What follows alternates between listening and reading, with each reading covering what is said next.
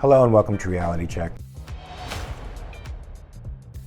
Hi, I'm Mark Pellegrino, and today I'm going to talk about the social contract. If you criticize the ethics of welfare statism, as I often do, then it's only a matter of time before you find yourself confronted by an interesting concept known as the social contract. Like so many bad ideas that wind up resonating strongly with a society, this one combines a truth and an untruth in what's known as a package deal, or an attempted union of incompatible concepts. You'd think attempting to mesh incompatible ideas together would be sort of stupid, right? Stupid is, stupid does, sir. And it is, if your intent is consistency and truth. But if your intent is to use an objective truth to successfully deliver an objective untruth, you're not being stupid, you're being malignantly clever. So first, let's talk the truth. The social contract idea entered the scene around the Enlightenment, when intellectuals were attempting to define the nature of a proper society and what constituted ethical social behavior. Over time, these folks figured out that an organized society with enforceable rules was superior to one without them. They also concluded that a group was stronger than an individual for the obvious reasons that a man alone was subject to the whims of those more powerful than himself.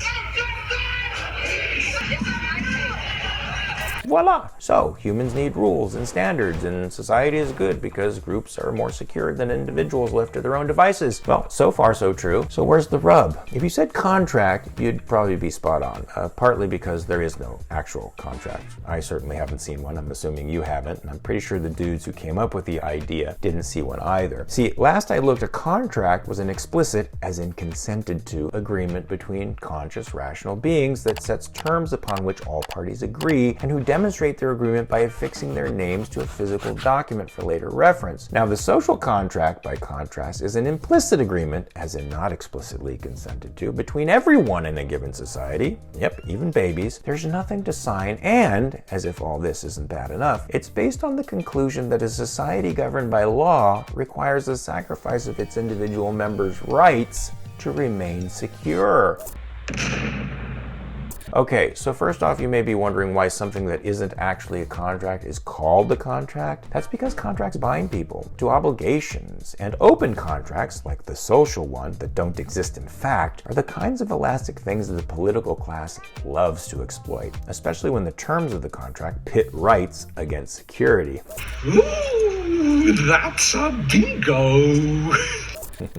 Yummy. They don't expect you to ask how it's possible to sacrifice the very thing that makes you secure for security. If you did that, you'd see that it's sort of like plucking all the feathers off a bird and telling the poor bastard that it makes flight easier. But if it's untrue that rights and security are in conflict, why does the idea have so much purchase in our culture? Well, as I've said in other videos, most thinkers and thought leaders see human beings as either animals or sinners.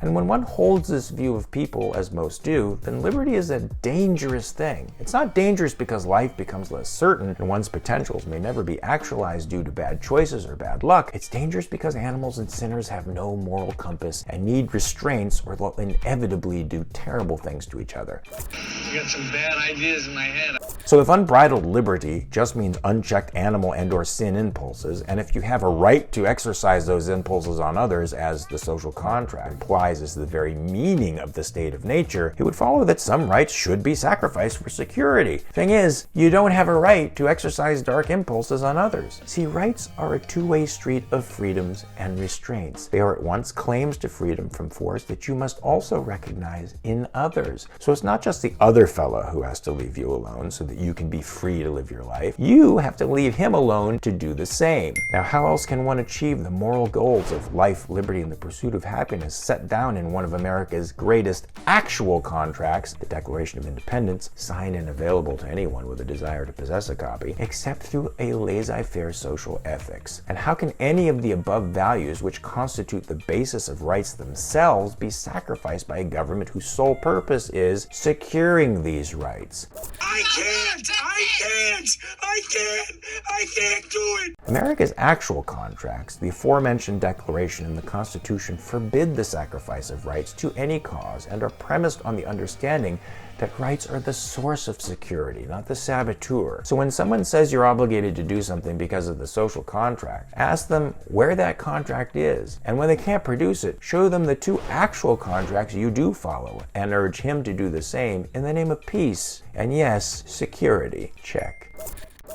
Hi everybody, if you find this content interesting, please don't hesitate to hit the like or subscribe button, and please follow the link below for a free download of the book that changed my life. I know it can change yours too. Have a great day. Peace.